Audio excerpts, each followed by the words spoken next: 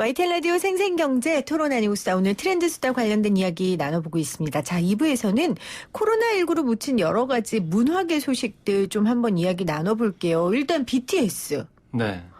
BTS 이번에 빌보드 200에서 1위 했습니다. 네 번째. 이거 어떤 의미가 있는 거예요? 뭐 일단은 네 번째 했다는 게 비틀즈 이후에 아시아권에서는 처음으로. 비틀즈 네, 이후에요? 예. 네. 외국어로 된 건 아마 최초 아닙니까? 최초죠. 네. 그런 상황이고 그다음에 핫 100에서도 4위까지 올라갔어요. 대단한 건데. 근데 뭐 거의 뉴스가 안 나오고 있고요. 그다음에 이제 서울 공연이 취소가 됐습니다. 근데 서울 공연만 고려대 연구팀이 한 1조 원 정도 가까이 수익이 날 것이라고 하는데 그게 이제 없어진 거고요. 1조 원이요? 네. 그러니까 간접 효과까지. 서울 공연만 간접 네. 효과로 1조 원 날 거라고 했는데 그리고 지금 취소됐고. 북미 같은 경우도 지금 코로나가 확산되고 있기 때문에 위험해요. 그래서 공연 수입만 거기도 한 500억 원 정도 되고 유럽도 뭐 600억 원 정도 이렇게 되기 때문에 전체적으로 공연 수입만 1,300억 정도 되거든요. 그럼 유럽하고 미국하고 전 세계적으로 코로나가 확산되면 다 날아가는 그런 상황인데 그럼에도 불구하고 이 BTS의 팬들인 아미는 그 취소한 티켓값 받아가지고 다 기부를 하고 있어요. 어머, 너무 그런 멋있네요. 것도 사실 많이 알려지지 않고 있는. 어머, 저는 그 얘기 지금 처음 들었어요. 어떤 아미가 그거 기부했다는 얘기요. 네, 지금 계속 기부 인증샷을 올리고 있고요. 그다음에 그걸 환불을 안 받고. 세상에 대단하네요. 한 4억 정도 지금 또 따로 모금을 해가지고 기부하고 있는 그런 상황. 요즘에는 사실 예전에는 스타만 기부를 했어요. 그리고 이제 뭐 이름이 딱 나가죠. 근데 지금은 팬클럽하고 스타하고 같이 하거나 아니면 선한 영향력이라고 그래서 먼저 이제 스타가 하게 되면 자동적으로 팬들이 따라서 하는 콜라보들이 이제 이루어지고 있죠.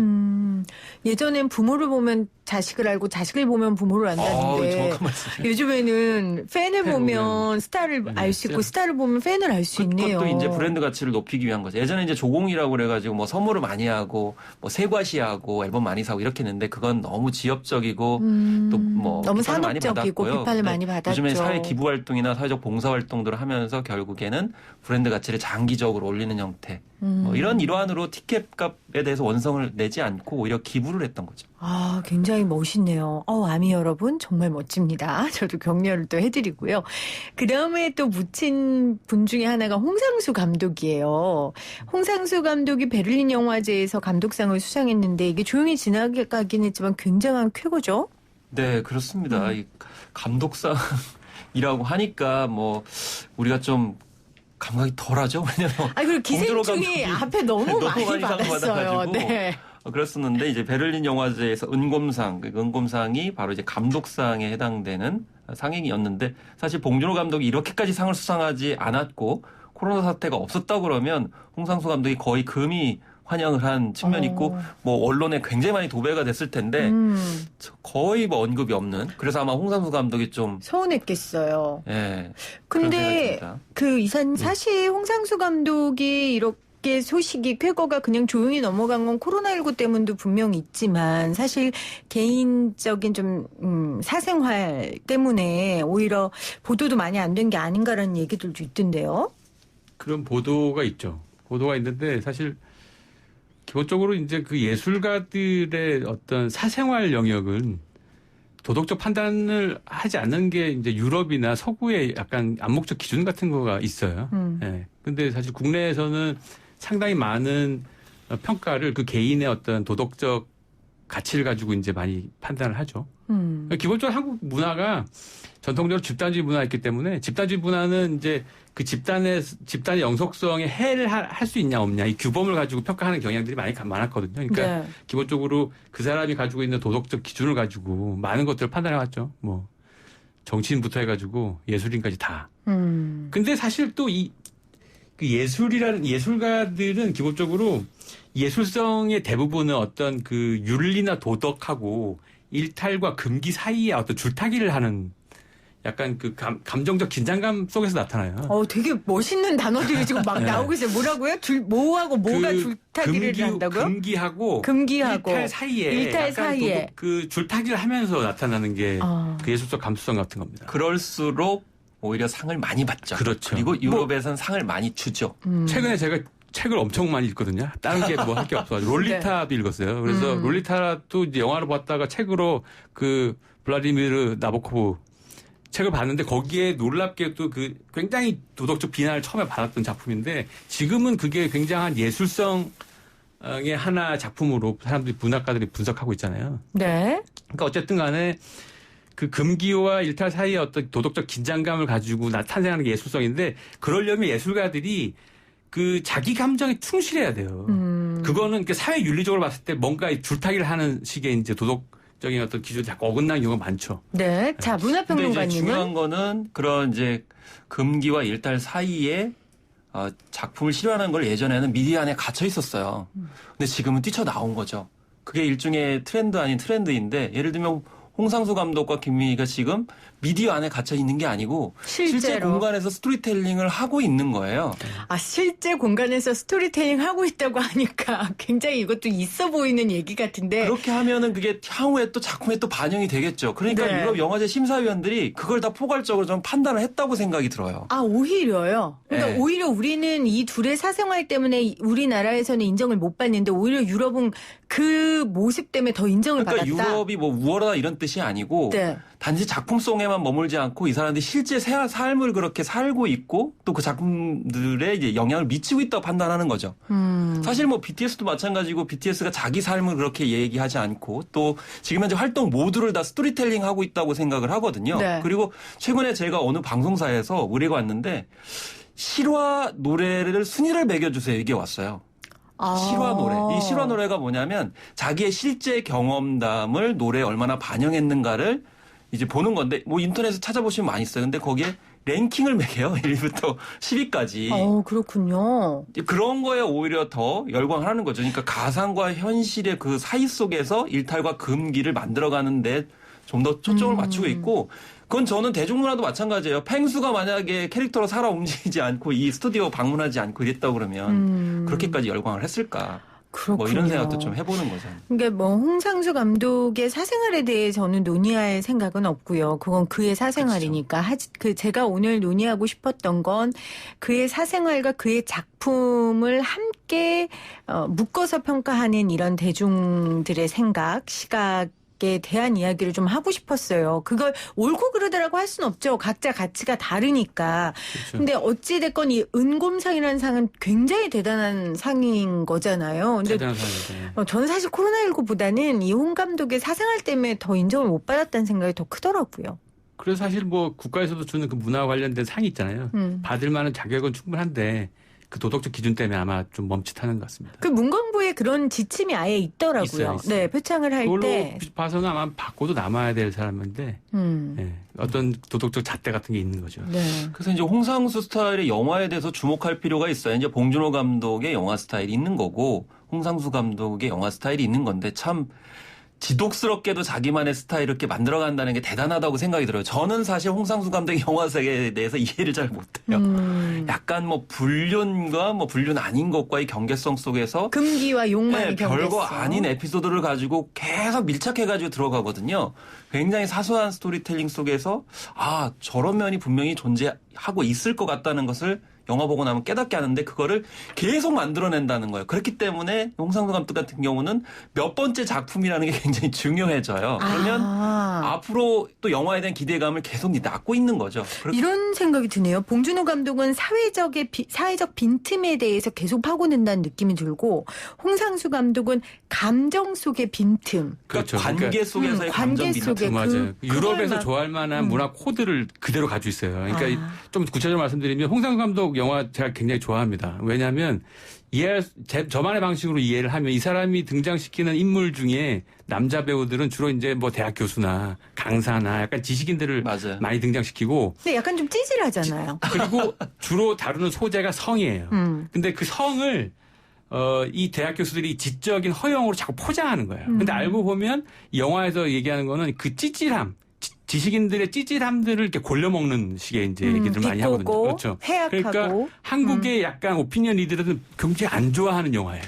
그래서 약간 메인스트림에서 자꾸 홍상수 영화를 국내에서는 생각보다 인정받지 못하고 있는데 이 이성과 감정의 코드를 유럽에서 좋아해요. 전통적으로. 이 생각이 드네요. 그러니까 홍상수 감독은 그런 지식인들의 이중적인 모습을 비꼬면서 나는 그냥 있는 그대로 살래. 그거 굉장히 삶으로 중요한 삶을 지적이신데 보여주는 예를 들면 거예요. 지식인들이 겉으로는 그렇지 않은 척하면서 예를 들면 대학 강단에 성추행하고 질투운동의 대상이 되고 그리고 롤리타 아까 작품 말씀하셨잖아요. 그럼 미디어 안에 있는 콘텐츠로만 소비를 하는 거예요. 그리고 어떤 작품이 이렇다 높게 평가하고 근데 홍상수 야 니들은 왜 그래 나는 김민희처럼 말씀하신 대로 그냥 실천하고 있어라는 걸 그대로 보여주는 거죠. 그러니까 누가 더 비난받아야 되느냐라는 그 이야기를 던지는 것 같아요. 나는 그렇게 뒤에서 다른 짓하고 그렇게 사는 것보다는 내가 그 비난을 맞이하면서 살겠다. 거기다가 우리 사실은 이제 그 간통죄나 이런 것들이 합법적으로 없어졌기 때문에 그런 그리고 부분도 있지 뭐 않았을까. 두 사람이 정말 사랑하는지는 알 수 없는데 제가 그냥 영화 어떤 작업 자체로 보게 되면 김민희 씨가 원하는 그런 영화 활동들을 할 수 있도록 지금 배려해주고 있는 거예요. 기회를 주고 있는 거예요. 근데 지식인 너희들은 과연 그런 걸 해본 적이 있니? 그러니까 홍상수 영화 안에서 다루어지는 감정이 굉장히 정교한 감정이거든요. 그러니까 요번에 상도 뭐 아마 그런 식의 연속선상에서 나타나는 건데 그거는 개인이 느끼지 않으면 이렇게 찍을 수가 없는 영화예요. 그러니까 홍상수 개인이 아마 그런 식으로 자기의 어떤 페르소나를 드러내는 것이다 이렇게 네. 평하는 사람들이 많은데 실제로 그걸 다 이제 꺼내는 거죠. 자신의 어떤 라이프 스타일을 실제로 영화 안에서 굉장히 감정적인 디테일을 가지고 이제 묘사하기 있기 때문에 오히려 솔직하지 않나 이런 생각도 듭니다. 자, 오늘 저희가 이 트렌드 수다 중에 그래도 늘 경제적인 이슈와 관련이 있었는데 이분은 아주 순수한 홍상수 감독 이야기를 좀 했어요. 물론 이 홍상수 감독 이야기를 한 이유는 코로나19 때문에 홍상수 감독의 이 쾌거가 묻혔기 때문에 우리가 이야기를 나눈 겁니다. 네, 사실 또 이 홍상수 감독이 지금은 그렇게 높이 평가받고 있지만 사실 처음부터 이렇게 높은 평가 받은 거 아니고요. 그렇죠. 그다음에 독립영화로 출범을 해가지고 어느 순간 이제 볼륨이 되니까 높이 평가를 받기 시작을 했던 거거든요.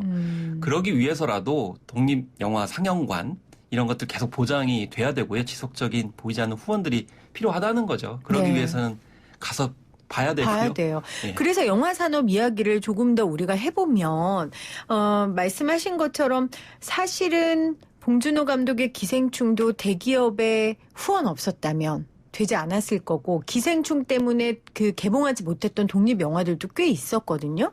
이런 부분들이 조금 어떻게 바뀌어야 될까요? 이런 영화 산업이 조금 다양성을 확보하기 위해서라면요. 글쎄 제도적으로 좀 지원을 해줘야 되는데 사실 제도적으로 독립영화를 지원하면 약간 모양이 안 좋아요. 모양이 왜 안 좋아요? 기본적으로 약간 관에 의해서 주도되는 느낌이 들어요. 아. 독립영화 자체가 가지고 있는 정체성하고 조금 안 맞죠. 기본적으로 아. 관에 어떤 느낌이 있다는 거는.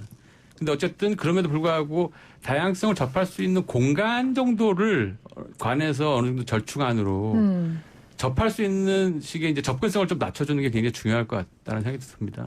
그러니까 우리가 좀 문화적으로 바뀔 필요가 있는 게, 그러니까 성공한 것을 그러니까 그럴듯한 상품을 소비를 하는 데에 초점을 맞추는 것에도 벗어나야 돼요. 그러니까 명품이다, 대작이다, 유명한 감독을 소비함으로써 과시하는 게 아니고요. 네. 자기가 키워가는 데에 정말 자부심과 그게 과시의 대상이 돼야 돼요. 아하. 그러니까 감독이든 배우든 내가 정말 무명일 때, 정말 아무 보잘것 없을 때 저 사람을 내가 픽해가지고 뭐 지원도 해주고 따봉도 눌러주고 좋아요도 눌러주면서 점점 성장했고 이거에서 성취감을 느끼는 문화가 정립이 돼야 돼요.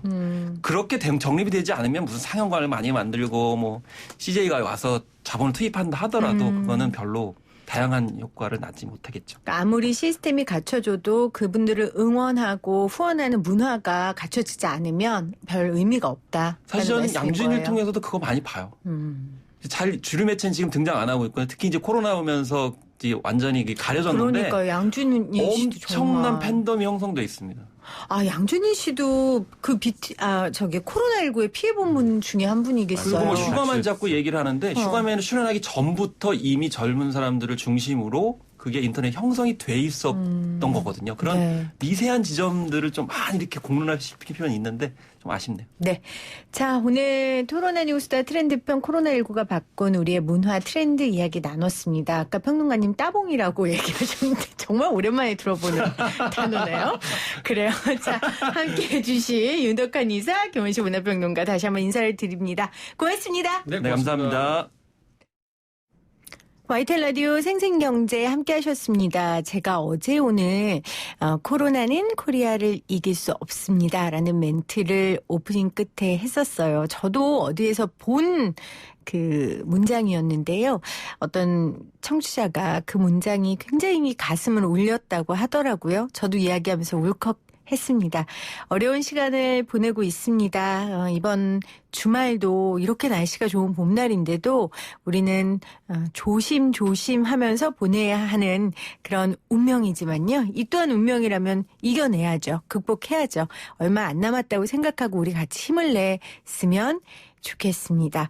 생생경제도 여러분들께 생생하고 상생한 경제 이야기 전달해 드리기 위해서 더욱 노력하도록 할게요. 5275님, 제 딸이 어렵게 BTS 콘서트 티켓 잡았는데 코로나 때문에 취소됐어요. 그래서 그 돈을 코로나 관련 기부하는 곳에 기부했다고 하네요. 이런 게 세용지만가요? 이렇게 보내주셨는데 아까 이야기했던 그 아미분이신가 봐요. 정말 대단합니다. 다시 한번 박수를 보내드립니다. 정말 그 스타를 사랑하는 마음으로 고통받고 있는 사람들을 응원한다면 그 사랑이 더 잘 전달될 거라는 그런 생각이 듭니다. 그래서 끝곡은요. BTS의 신곡 온 준비했습니다. 아까 평론가님이 얘기하셨죠. 빌보드 핫백에 4위에 오른 곡이랍니다. 대단한 쾌거를 이룬 노래입니다. 방탄소년단의 온 들으시면서 저는 오늘 인사드릴게요. 생생하게 상생하며 생생경제 월요일 3시 10분에 다시 올게요.